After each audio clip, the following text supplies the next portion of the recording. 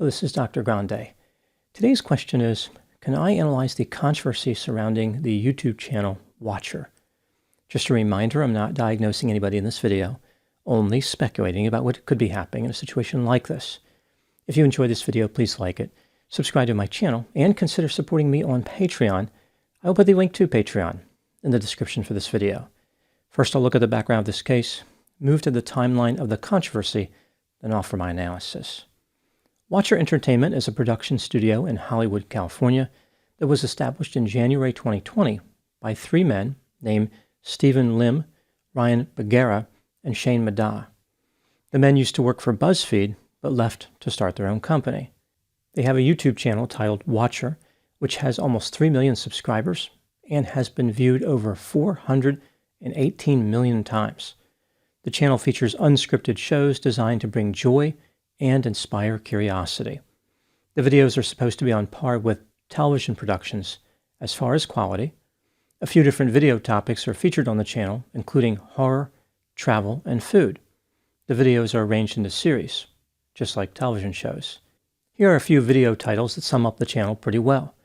The Ghostly Prisoners of Alcatraz, The Chilling Labyrinth of the Winchester Haunted Mansion, The Great Emu War, Are You Scared of Smile Dog, and Uncovering the Alien Encounters of the U.S. Government. Now moving to the timeline of the controversy. On April 19, 2024, Stephen, Ryan, and Shane released a video titled Goodbye YouTube, during which they announced a new exciting chapter for their business. Here is a summary of this video. Much of this is paraphrased. The men talked about their experiences producing videos and made several statements. For example, it was going to be hard to leave YouTube. The platform was important to their careers. After working together at BuzzFeed, they branched out into their own business. They have achieved phenomenal success and are pleased they were able to build a company with 25 employees. There are many dedicated fans who love their content. As much as the men love releasing videos on YouTube, they feel as though they have hit the ceiling. Half the revenue for their business comes from ads. The men are concerned they are not only making content to please their fans, but also to please advertisers. This is restricting their creative freedom. Some of the videos on their channel have cost hundreds of thousands of dollars to produce. They feel as though their videos are equal in quality to television shows. With this high status, the videos may not be the best fit for YouTube. As a remedy to these various concerns, the men developed their own streaming platform called WatcherTV.com. The videos featured on this platform will not have ads and will be beautifully organized. This is what Watcher was destined to be. Now they can make bigger and better content, go international, and hire new talent. The men will still be putting videos on YouTube, but only season premieres. The rest of the episodes will be on the new streaming platform. This platform can be accessed for a cost of $5.99 per month or $59.99 a year, a price the men believe anybody and everybody can afford. This announcement video performed very well as far as views, but did not perform as well as far as audience satisfaction. Many fans were quite angry with the men and felt as though their maneuver was born out of greed as opposed to necessity. A large quantity of upset viewers left negative comments, which elicited a response from the channel. On April 22, 2024, Stephen, Ryan, and Shane released a new video titled An Update. Here is a summary of that video. Again, much of this is paraphrased. The men messed up with their announcement on April 19. Immediate changes will be made in response to valid comments and concerns. They were sorry for the way they delivered their goodbye message. It did not show appreciation to the fans, and it was insensitive. They did a bad job of explaining the reasoning behind the transition and did not understand the impact of the cost of the new streaming service. Going forward, there is a new plan. All their new videos will be on Watcher TV for a month, then go on YouTube. They once again mentioned the concern about not wanting to compromise their content for advertiser requirements and their fear that laying off workers was a possibility. The video fails to explain how these problems will now be solved with all this backpedaling. Are they going to be able to meet advertiser requirements? Are they going to lay off employees? If the streaming service idea was critical to their financial survival, what happens now that they have changed their minds? There is no clear answer. Just like the mystery-themed videos produced by the channel, there is no resolution at the end. Now moving to my analysis. Here are my thoughts on a few areas that stood out to me in this case. Item number 1. What is my opinion about the quality of the videos on the Watcher channel? Stephen, Ryan, and Shane appear to be quite proud of their video quality. Many of their videos have been viewed over 1 million times, and they have a huge fan base. For the most part, the videos feature fast-paced editing, good lighting, clear audio, multiple camera angles, and even some animation. There's a lot of attention to detail, including set design. Despite their success, I don't think their videos reach the quality of television shows. There's nothing wrong with that because reaching that level of quality is setting the bar pretty high. In my opinion, as far as delivering information in a way that is entertaining, the episodes are highly dependent on basic humor, spontaneous interactions, and dramatic facial expressions. Some of these expressions are incongruent with what's happening in the video. There's a bit of a disconnect, and the dialogue can seem clunky at times. Not so much when they're delivering factual information about a story, but during these times when they're spontaneously interacting with each other. I know the unscripted aspect is something they promote as valuable, but I think the writing, or lack of writing, is a weakness. The videos would benefit from planning some of the humorous dialogue. The current dialogue is not consistent with the quality they bring in other areas, again, like editing and animation. There are a lot of different areas where a product can have quality, and these areas can be mismatched. I think that's what could be happening with the Watcher channel. It feels a bit like a high school kid being given a Ferrari or a Lamborghini to drive from his rich parents. Those are really nice cars, but driving one doesn't make the operator skilled. Fortunately for Stephen, Ryan, and Shane, the strengths of their videos outweigh the weaknesses as far as audience response. Again, the Watcher channel has been tremendously successful. Is there room for improvement? Of course, but the men should feel satisfied overall with their work. Item number 2.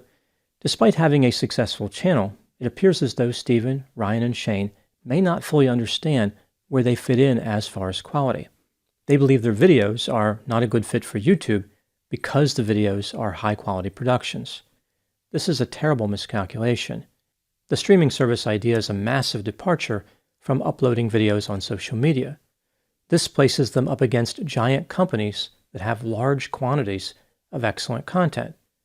Do the men truly believe that their content puts them on par with Hulu, Amazon Prime, Paramount, Peacock, Netflix, Max, or Disney+? Even if they could argue that their quality is equal, they are not producing the quantity. There's nothing wrong with making good videos and having success on YouTube. The men pictured their destiny as being somewhere else, but it's not clear how they came to that decision. This brings me to item number 3. What kind of decision-making process did Stephen, Ryan, and Shane employ to develop this new streaming service idea? They released this carefully crafted video to explain their reasoning, yet when their audience responded unfavorably, all that was out the window. This seems erratic and disorganized.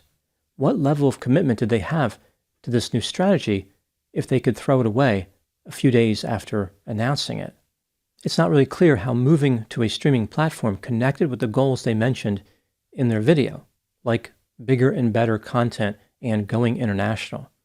Another part of their video that didn't make sense was this idea that they were adjusting content to meet advertiser requirements. Again, this restricted their creative process. What advertisers are they talking about? As far as the ads on YouTube, the content on the Watcher channel is pretty benign.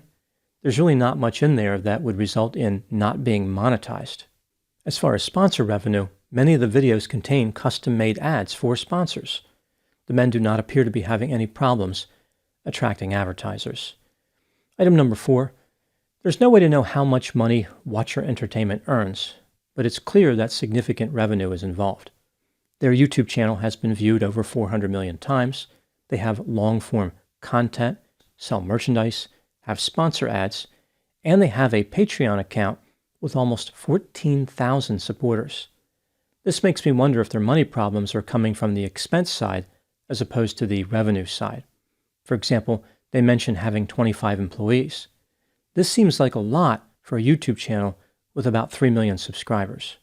Also, one of the men mentioned that a video on their channel could cost hundreds of thousands of dollars to make. I didn't see a single video on their channel that should have cost anywhere near that much to produce. If they are considering hiring anyone else for their company, they should make sure the applicant has a background in finance or accounting. There is something to be said for producing a good video on a budget. Even television shows featured on major networks have to stay within budgetary limits. Item number 5.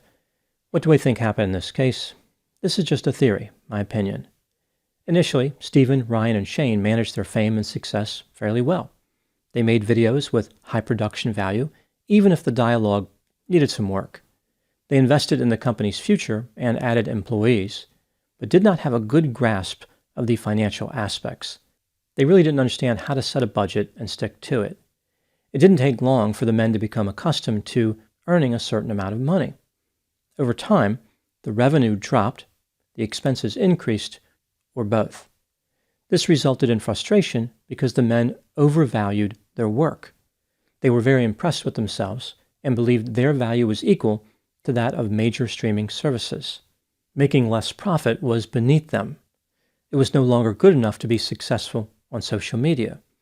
They were ready to ascend to the throne and unlock a new level of wealth, fame, and glory.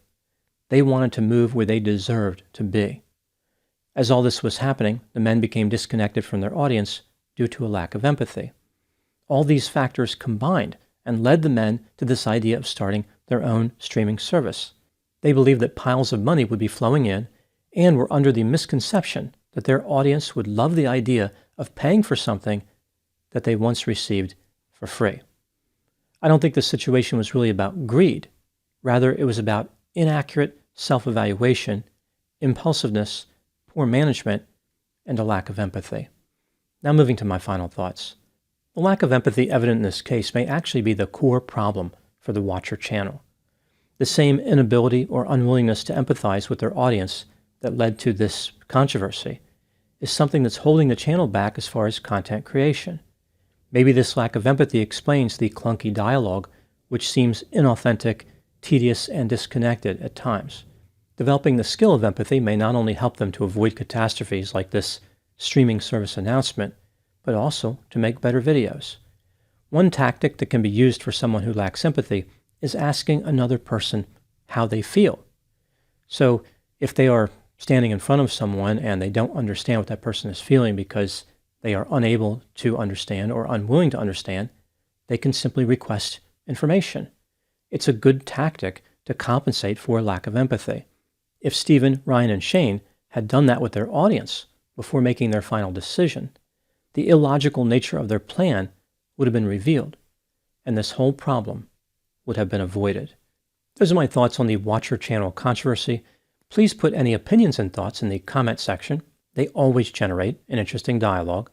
As always, I hope you found my analysis of this topic to be informative. Thanks for watching.